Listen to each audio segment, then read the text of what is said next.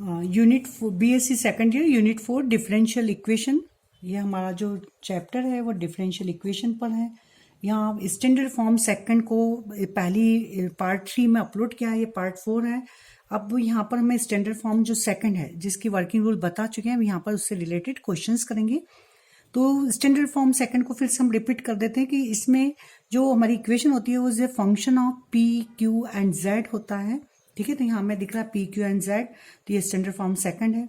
तो this is the standard form second. तो इसमें हमने लिखा था कि इसमें हम पुटअप लेते हैं let x equal to x plus a b. तो ध्यान देखिए यहाँ a ना लेके b लिया है क्योंकि यहाँ a वेरिएबल यूज हो रहा है, ध्यान दें। ठीक है, क्योंकि a आ चुका है इसलिए यहाँ पर आप ध्यान रखिए x प्लस बी वाई, हम x प्लस ए वाई जो लेते हैं यहाँ पर आप ध्यान से रखिए, इसलिए इसको हाईलाइट कीजिए। a ना लेते हमें यहाँ b लेना है क्योंकि a यहाँ आ रहा है। तो P बराबर मैंने बताया था, P हम पुटअप करेंगे del Z upon del x, and Q बराबर लिखते हैं हम A del Z upon del x. तो यहाँ A ना लेते हुए क्या हो जाएगा, इसका y के रिस्पेक्ट में डिफरेंशियल करेंगे तो B del Z upon del x. तो A की जगह हम B रखना है। तो P एंड Q इसमें हम पुटअप कर देंगे। तो hence equation first reduce to the following form. तो P की जगह रख दिए del Z upon del X, 1 plus Q की जगह रखेंगे हम B del Z upon del x. तो ये हो जाएगा B square del Z upon del X का whole square equal to B, Q की जगह पुटअप करा P del Z upon del x and bracket में Z माइनस ए। तो del Z upon del x common निकल रहा है, इसको हम हटा देंगे तो ये कैंसिल हो जाएगा। तो यहाँ जाएगा 1 plus B square del Z upon del X का whole square equal to B Z minus 1 A. 1 को इस साइड ले जाएंगे हम, तो यहाँ B square del Z upon del X का whole square B Z minus ए माइनस 1, ये taking under root both side. तो यहाँ B del Z upon del x हो जाएगा और यहाँ पर रूट B Z माइनस ए माइनस 1 हो जाएगा रूट के अंदर। सेपरेशन ऑफ वेरिएबल कर देंगे तो B x का कोई वेरिएबल नहीं है, तो यहाँ पर B D Z under root B Z minus ए माइनस 1 जो यहाँ था वो इधर आ जाएगा और dx इधर हो जाएगा। तो ये इस तरह से स्टेप बन जाएगी। अब यहाँ पर इसका हम taking integral both side integral करेंगे, हम लिखेंगे आप टेकिंग इंटीग्रल बोथ साइड। तो यहाँ पर ये वैल्यू हो जाएगी, इसको सब्स्टिट्यूट कर देंगे तो ये हो जाएगा, ऊपर लेंगे यहाँ पर पावर हो जाएगी ये ऊपर जाके माइनस का 1/2। तो माइनस का 1/2 प्लस 1 मतलब 1/2, तो यहाँ ऊपर ही रह जाएगा। तो 2 रूट B Z माइनस ए minus 1 plus minus X plus C, इस तरह से डिफरेंशियल पर हमें आ जाएगा। तो हैंस कंप्लीट इंटीग्रल, क्योंकि इसका वर्किंग रूल में हमने बताया था कि Z बराबर यहाँ पर Z बराबर हम x प्लस ए वाई की जगह x प्लस बी वाई लिया है, ये लेते हैं और उसको सब्स्टिट्यूट कर देते हैं और फिर इंटीग्रल कर देते हैं।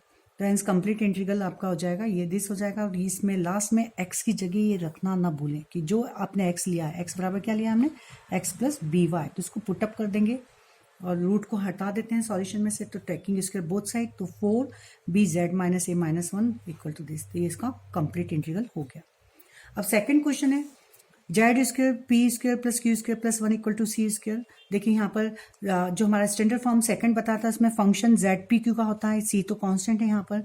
तो यहाँ पर भी हमारे पास में अब हम लेंगे जेड बराबर एक्स प्लस ए वाई, जेड बराबर एक्स प्लस ए वाई रखेंगे। पी बराबर लिखते हैं del Z upon capital D X and Q बराबर del Z upon del X रखेंगे। तो यहाँ पर हमें मिलेगा, ये वैल्यू पुटअप कर देंगे इनकी। तो जेड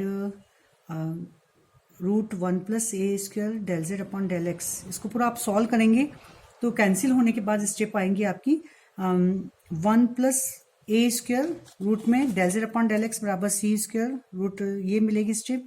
सेपरेशन ऑफ वेरिएबल्स हम इसी तरह से करेंगे, इस स्टेप को यहाँ लाकर फिर उसके बाद इंटीग्रेटिंग करेंगे। आप इंटीग्रल करेंगे तो ये स्टेप आएगी, तो ये आपका कंप्लीट इंटीग्रल मिल जाएगा। कंप्लीट इंटीग्रल में x की वैल्यू रख देंगे, ये हमको मिल जाएगा, जहाँ a और b क्या आर्बिट्रेरी कांस्टेंट। अब जनरल सॉल्यूशन कैसे निकालेंगे, तो इसी वाली जो इक्वेशन है उसमें हम इसको पार्शियल डिफरेंशियल करेंगे विथ रिस्पेक्ट टू a। तो partial differential with respect to a करेंगे तो ये तो पूरा उसका कांस्टेंट है, तो इसका हो जाएगा 2a, ये कांस्टेंट जैसा रहेगा 2a C square minus Z square मिलेगा। इसका करेंगे हम एक तो 2 बाहर आ जाएगा x plus A Y plus b and फिर a के रिस्पेक्ट तो डॉट y आ जाएगा। तो एलिमिनेटिंग दिस एंड दिस में से बताया था कि इसमें से जो कंप्लीट इंटीग्रल और हमारा जो डिफरेंशियल करा a के रिस्पेक्ट में, उनमें से a को हटाने पर हमें जनरल सॉल्यूशन मिलेगा। सिंगुलर सॉल्यूशन में जो हमारा कंप्लीट इंटीग्रल आया है उसमें 2 कांस्टेंट दिखते हैं a और b। तो पहले हम पार्शियली करेंगे with respect to n, partially with respect to b, तो 3 इक्वेशन मिल जाएंगी, एक ये कंप्लीट इंटीग्रल और ए के रिस्पेक्ट में और बी के रिस्पेक्ट में। इन तीनों में से ए और बी को हटाकर हमें सिंगुलर मिल जाएगा। तो यहाँ देखिए इसका ए के रिस्पेक्ट में करा तो 2a C square minus Z square 2x plus ए Y plus B dot Y आ जाएगा। एंड जब हम इसको b के रिस्पेक्ट में करेंगे तो यहाँ पर b के रिस्पेक्ट में कुछ नहीं है, means total value 0 and 2 times x plus A Y plus b और b का क्या होगा डॉट 1, ये स्टेप आएगी। तो जो हमारी man equation a and equation b and c, इसमें से a और b को हटाने पर हमें सिंगुलर सॉल्यूशन मिल जाएगा, इस तरह से हम लिख देंगे। अब है standard form third. Standard form third में हमारी जो इक्वेशन है वो इस फॉर्म में होती है, function of x and p separate and function of y and q। x के साथ p का फंक्शन होना चाहिए, y के साथ q का फंक्शन, इसको हम सेपरेट कर सके, तो ये हमारा स्टैंडर्ड फॉर्म थर्ड कहलाता है। तो इसको सॉल्व करने के लिए हम पुट करते हैं फंक्शन ऑफ एक्स पी को ए के equal and function of y q को भी ए के, क्योंकि दोनों इक्वल हैं। इक्वल टू ए करा, इक्वल टू हमने ए रख दिया, तो this equal to A and this equal to B A, ये मिलेगा। तो यहाँ से पी मतलब function of x P equal to A, मतलब एक्स पी का फंक्शन ए के इक्वल है, तो पी किसका फंक्शन बन जाएगा, एक्स और ए का। तो यहाँ से हम पी को बना लेंगे, P is a function of, नाम दे दिया f1 x ऑफ ए, इसी तरह से q फंक्शन हो जाएगा y और a का, तो q is a function of f2 नाम दिया मैंने y, ये निकालेंगे। फर्स्ट स्टेप में हम ये करेंगे। अब सेकंड स्टेप में हम इस दिस वैल्यू जो p और q की वैल्यू है उसको पुटअप करेंगे, dz equal to p dx, इसको याद रखिएगा, ये हमारा ये लेकर चलते हैं। जैसे फर्स्ट में हम z बराबर A x plus B Y plus C लेते हैं, यहाँ पर लेंगे dz equal to p dx plus q dy। तो p और q की जो हमने वैल्यू निकाली है उसको यहाँ पुटअप किया जाता है। पुटअप करने पर हमें f1 x है p की वैल्यू एंड q की वैल्यू f2 y है, ये मिला। अब जो ये इक्वेशन सेकंड आई है उसको हम इंटीग्रल करेंगे बोथ साइड। इंटीग्रल करने पर z equal to something and plus constant जो नया लेंगे वो b लेंगे, ये हमें कंप्लीट इंटीग्रल मिल जाएगा। फिर से समझ लीजिए हमारा form function of x p and function of y q separate होना चाहिए। इन दोनों फंक्शन को एक ही इक्वल मान लीजिए। यहाँ से p को एक नया फंक्शन मिलेगी, p को एक्स ए के फॉर्म में एंड q को वाई ए के फॉर्म में लिखिए, उसको पुटअप करिए dz equal to p dx plus q dy में, याद रखिएगा स्टैंडर्ड फॉर्म थर्ड, तो मतलब dz equal to p dx plus q dy में p और q की वैल्यू को रखना है। बस जो ये वैल्यू रख दी है इसका हमें इंटीग्रल करना है। वर्किंग रूल याद करने से आपको सब पोर्शंस बहुत आसानी से हो जाते हैं। तो चारों स्टैंडर्ड फॉर्म के वर्किंग रूल को पहले बहुत अच्छी तरह से याद कर लीजिए, फिर आपकी जो सिलेक्टेड क्वेश्चन ही करवा रही हूँ मैं, तो उन्हीं को आप कर लेंगे तो आपकी बहुत कुछ आ जाएंगे। इसको करा हमने इंटीग्रल, तो ये जो मिलेगा वो होगा कंप्लीट इंटीग्रल। अब मैंने कंप्लीट इंटीग्रल से जनरल इंटीग्रल निकालना बताया है। जनरल इंटीग्रल में हम b की जो वैल्यू है, क्योंकि जो हमारा कंप्लीट इंटीग्रल में a एंड b आया है, तो b को फाई ए के फॉर्म में लिख लेंगे। फिर जो b को हमने फाई ए पुटअप कर दिया है, फिर हम जहाँ फाई से आर्बिट्रेरी कांस्टेंट, ये जो नई जो इक्वेशन आई है उसको हम a के रिस्पेक्ट में आंशिक अवकलन करेंगे, partially differential with respect to a। फिर जो इक्वेशन आएगी उसको फिफ्थ नाम देंगे। थर्ड से b की जगह फाई ए रखा, उसको फोर्थ नाम। फिर जो इक्वेशन बनी उसको a के रिस्पेक्ट में करा पार्शियल डिफरेंशियल, उसको नाम दिया b। और फोर्थ और फिफ्थ में से a को हटाने पर हमें जनरल सॉल्यूशन मिल जाएगा, उसको लिख दिया जाता है। Eliminating equation fourth and fifth we obtain general equation. Singular solution में किसको यूज करते हैं, सिंगुलर सॉल्यूशन में हमें कंप्लीट इंटीग्रल लिया, कि कंप्लीट इंटीग्रल में हमारे पास दो आर्बिट्रेरी कांस्टेंट है a एंड b, ठीक है, सबके साथ रूल एक ही है। तो कंप्लीट इंटीग्रल में हमारे दो आर्बिट्रेरी कांस्टेंट है a एंड b, तो कंप्लीट इंटीग्रल वाली इक्वेशन एंड कंप्लीट इंटीग्रल को a के रिस्पेक्ट में करेंगे पार्शियल, कंप्लीट इंटीग्रल को करेंगे b के रिस्पेक्ट में पार्शियल, इस तरह से हमारे पास इक्वेशन आ जाएंगी 3, ठीक है। उनको में से हम a और b को हटाकर हमें सिंगुलर मिलता है। बट इस इक्वेशन में, इस सॉल्यूशन में हम देख रहे हैं यहाँ पर हमें मिल रहा है 0 इक्वल टू 1 मिलेगा, क्योंकि हमारे पास में जब b के रिस्पेक्ट में करेंगे a और b, तो b मीन्स क्या है, यहाँ सेपरेट मिल रहा है, क्योंकि z इक्वल प्लस b आ रहा है। तो b के रिस्पेक्ट में जब मैं पार्शियल डिफरेंशियल करूंगी तो यहाँ पर देखिए b का तो जाएगा 1 और इधर आ जाएगा सब जगह 0, कहीं भी b नहीं है, तो 0 इक्वल टू 1 ऐसी इक्वेशन मिलेगी। तो 0 इक्वल टू 1 इज इम्पॉसिबल, हो नहीं सकता, mean inconsistence, means standard form third भी सिंगुलर सॉल्यूशन नहीं रखेगा, फर्स्ट भी नहीं रख रहा था और थर्ड भी नहीं रखेगा, तो इसको आप याद कर लेंगे। Means which is the inconsistent means have no singular solution. तो अब यहाँ पर देखिए क्वेश्चंस, फाइंड कंप्लीट इंटीग्रल आप निकालिए, p square plus Q square equal to x plus A y. पहले तो पहचानेंगे किस स्टैंडर्ड फॉर्म में है, तो पहले क्या ये सेपरेट हो रहा है, पी के साथ एक्स एंड क्यू के साथ वाई, यस ये सेपरेट हो पा रहा है, सेपरेट हो रहा है, तो ये स्टैंडर्ड फॉर्म थर्ड हो जाएगा।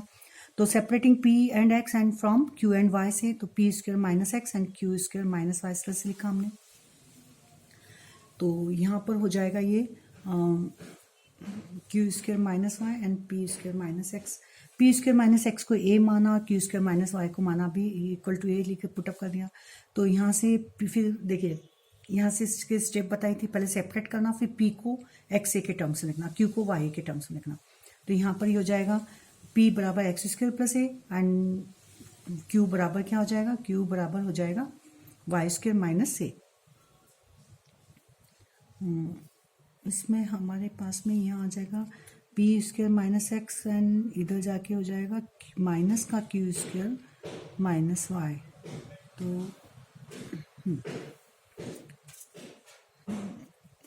तो put this value P and Q, P और क्यू की जो वैल्यू निकली है, यहाँ शायद एक साइन में कुछ अंतर आ रहा है, तो यहाँ पर ये Q P square minus x और यहाँ क्यू स्क्वायर प्लस वाई होगा। तो क्यू बराबर वाई माइनस ये होगा एक्स माइनस एक्स प्लस ए और यहाँ होगा ए माइनस वाई माइनस ए। अब पी और क्यू की जो वैल्यू आई है उसको हम पुटअप करेंगे z equal to P D x plus Q D Y में। तो यहाँ इसकी वैल्यू पुटअप कर दी, तो डी जेड बराबर root X plus A and root Y minus A. अब टेकिंग इंटीग्रल बोथ साइड, तो z बराबर यहाँ पर x प्लस ए की पावर 1/2, इसका इंटीग्रल करेंगे जब हम तो 1/2 प्लस 1 मतलब 3/2, तो x प्लस ए की पावर 3/2 अपॉन 3/2 मतलब 2/3। इसका जब हम इंटीग्रल करेंगे तो y माइनस ए की पावर 2/3 अपॉन 2/3 मीन्स 3/2 ये आ जाएगा।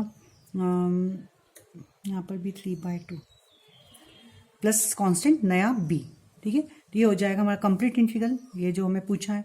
Next question most IMP, Z square p square q square बराबर ये, तो पहले तो हम इसको करेंगे, एक ये क्वेश्चन एक ये है, तो मैं ये वाला क्वेश्चन करा रही हूँ, ये भी बिल्कुल इसी टाइप से होगा जो इस तरह से करेंगे। तो रीअरेंजिंग, इसको हम रीअरेंज करेंगे तो इसको लिखा Z P square minus Z Q square equal to x minus y.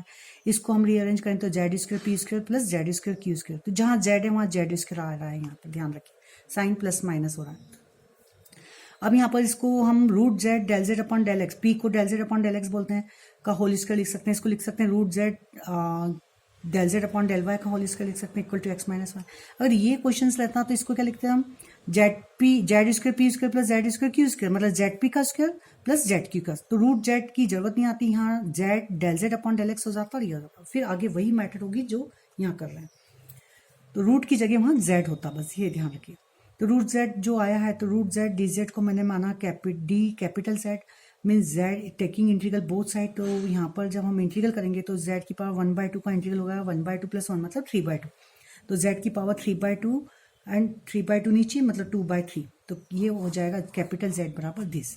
अगर ये क्वेश्चन होता तो इसमें क्या हो रहा था, ये जो क्वेश्चन है इसमें हमारे पास में जेड पी का स्क्वायर माना था, ठीक है, means z p means del Z upon del x. तो यहाँ जेड डेल जेड को मानते हम डी जेड, तो टेकिंग इंटीग्रल बोथ साइड यदि हम इंटीग्रल करते तो यहाँ हो जाता है जेड स्क्वायर अपॉन 2 बराबर जेड। तो जेड स्क्वायर बाय 2 बराबर जेड होता है, यहाँ जेड बराबर क्या है 2/3। तो वही की वही चीज को यहाँ से लिख सकते हैं। तो हेंस इक्वेशन फर्स्ट बिकम्स, तो कैपिटल जेड बराबर ये लिखा, तो ये जो हमारी इक्वेशन है वो बन जाएगी, यहाँ से इक्वेशन बन जाएगी डेल जेड अपॉन, अब कैपिटल जेड है ये, तो del Z upon del x minus del Z upon del y का होल स्क्वायर बराबर क्या हो जाएगा एक्स माइनस वाई। इसको माना del Z upon del x को माना हमने कैपिटल पी, इसको कैपिटल क्यू, तो P square minus q square equal to x minus y. तो हमारा स्टैंडर्ड फॉर्म उसमें थर्ड में कंप्लीट हो गया है। सेपरेट करेंगे तो P square minus X equal to Q square minus Y equal to A मान लिया, means P equal to under root X plus A and Q equal to root Y plus A, इस form में आ जाएगा हमारा। अब यहाँ से इसको इक्वेशन है जो स्टैंडर्ड फॉर्म थर्ड है, तो उसको समझाया है कि p q and x y में सेपरेट करना है, फिर पी को एक्स ए की टर्म्स है, क्यू को वाई ए की टर्म्स में लिखना है। पी क्यू की जो वैल्यू आई है उसको डी जेड इक्वल टू, ध्यान रखिए जेड नहीं है, d z equal to P D x plus Q D Y में पुटअप करना है, या कैपिटल पी क्यू लेना है क्योंकि हमारे पास यहाँ कैपिटल पी क्यू है। वैल्यू पुटअप करी, अब इसका इंटीग्रल करेंगे बोथ साइड, इंटीग्रल करने पे स्टेप आ जाएंगे हमारी। अब ये स्टेप आने के बाद में यहाँ पर हो जाएगा जेड की power 3/2 x plus Z capital Z बराबर जो वैल्यू उसको रख दिया, कैपिटल जेड बराबर था हमारा 2/2/3 जेड की पावर 3/2, तो 2/3 से सब 2/3 कैंसिल हो गया और जेड की पावर 3/2 रह जाएगा। क्लियर, इसकी वैल्यू पुटअप करी थी, जेड बराबर क्या था, जेड बराबर था 2/3 जेड की पावर 3/2। ये जो 2/3 है सब कैंसिल हो जाएगा, तो यहाँ जेड की पावर 3/2 रहेगा। एक्स प्लस ए की power 3/2, y plus 3/2 plus c, ये हमारा हो गया कंप्लीट इंटीग्रल। क्लियर, अब कंप्लीट इंटीग्रल के बाद में नेक्स्ट क्वेश्चन है find this equation q equal to p x plus P square. इसका हमें कंप्लीट इंटीग्रल निकालेंगे, तो यहाँ पर इसको फॉर्म बनाएंगे। यहाँ देखिए p x plus P square equal to q, q के साथ में कंपलसरी नहीं कि हमारे साथ में यहाँ वाई दिखे, नहीं है वाई कोई दिक्कत नहीं, मतलब क्यू खुद ही एक फंक्शन हो जाएगा।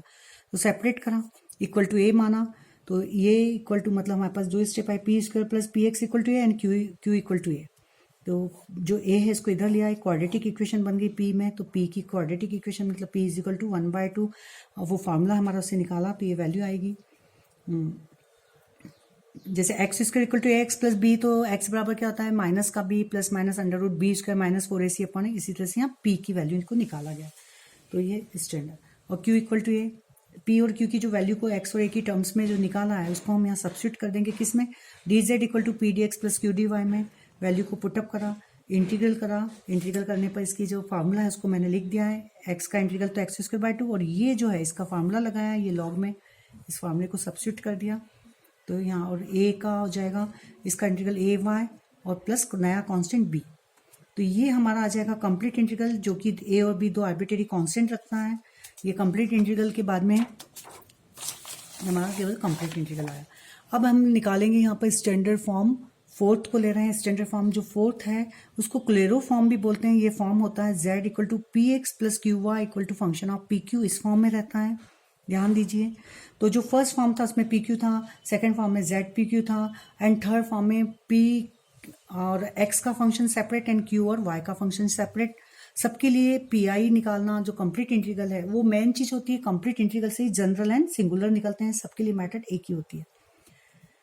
तो वर्किंग रूल को बहुत अच्छी तरह से ध्यान दीजिए। तो क्लेरो फॉर्म में होता है ये, इसको P x plus Q Y plus function of P Q, Clairaut रूप भी बोलते हैं इसको। इसमें फर्स्ट स्टेप रहती है पी बराबर ए पुटअप करना और क्यू बराबर बी, तो हमारी इक्वेशन है जो कंप्लीट इंटीग्रल डायरेक्ट मिल जाता है, तो कंप्लीट इंटीग्रल होगा A x plus B Y plus function of A B, ये हमारा कंप्लीट इंटीग्रल हो गया। जनरल इंटीग्रल में हमारे पास जो बी है उसकी जगह फाइव पुटअप कर देंगे, एक इक्वेशन बनेगी, उसी इक्वेशन को फिर हम पार्शियली डिफरेंशियल करेंगे विथ रिस्पेक्ट टू ए, तो जो मिलेगी दोनों इक्वेशन, उन दोनों इक्वेशन को सॉल्व करके दोनों इक्वेशन में से एक को हटाने पर हमें मिलेगा व्यापक हल जनरल। तो जनरल सॉल्यूशन सबके लिए एक ही होता है कि b बराबर five, where five is arbitrary constant, इसमें पुटअप करा किसमें, कंप्लीट इंटीग्रल पूर्ण हल में। फिर जो इक्वेशन बनी उसी को ए के रिस्पेक्ट में हम करेंगे पार्शियली डिफरेंशियल, तो नई इक्वेशन बनी, उन दोनों इक्वेशन में से एक को हटाने पर, एक को एलिमिनेट करने पर हमें जनरल मिल जाता है, इतना लिख दिया जाता है।